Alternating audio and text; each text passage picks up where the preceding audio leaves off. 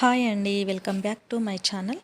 మీరు గనక నా ఛానల్ని ఫస్ట్ టైం చూసినట్లయితే ప్లీజ్ అండి నా ఛానల్ని సబ్స్క్రైబ్ చేసుకోండి, లైక్ చేయండి, షేర్ చేయండి.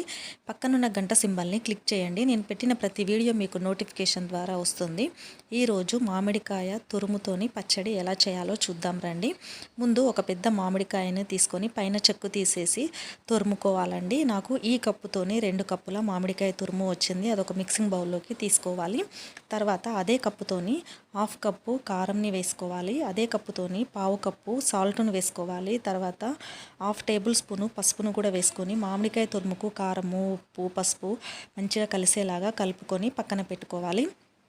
ఇప్పుడు స్టవ్ ఆన్ చేసుకొని ఒక ప్యాన్ పెట్టుకోవాలి. ప్యాన్ హీట్ అయిన తర్వాత 1 కప్పు పల్లి నూనెని వేసుకోవాలి. పల్లి నూనె మంచిగా వేడైన తర్వాత 4-5 వెల్లుల్లిపాయలను చిన్న చిన్న ముక్కలుగా చేసుకొని వేసుకోవాలి.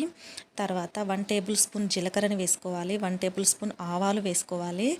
3 ఎండుమిరపకాయలను చిన్న చిన్న ముక్కలుగా చేసుకొని వేసుకోవాలి. 1 రెమ్మ కరివేపాకును వేసుకోవాలి. ఇప్పుడు ఇవన్నీ ఆయిల్లో మంచిగా ఫ్రై అయ్యేంత వరకు ఫ్రై చేసుకోవాలండి. ఇలా మంచి కలర్ వచ్చేంత వరకు ఆయిల్లో ఫ్రై చేసుకోవాలి. ఇప్పుడు స్టవ్ ఆఫ్ చేసుకొని ఈ తాలింపును మామిడికాయ తురుములో కలుపుకోవాలండి. మామిడికాయ తురుముకు తాలింపంతా మంచిగా కలిసేలాగా ఇలా మంచిగా కలుపుకోవాలి. అంతేనండి, మామిడికాయ తురుము పచ్చడి రెడీ. మీరు కూడా ఒక్కసారి ట్రై చేయండి. ప్లీజ్ అండి నా ఛానల్ సబ్స్క్రైబ్ చేసుకోండి, లైక్ చేయండి, షేర్ చేయండి. Thank you.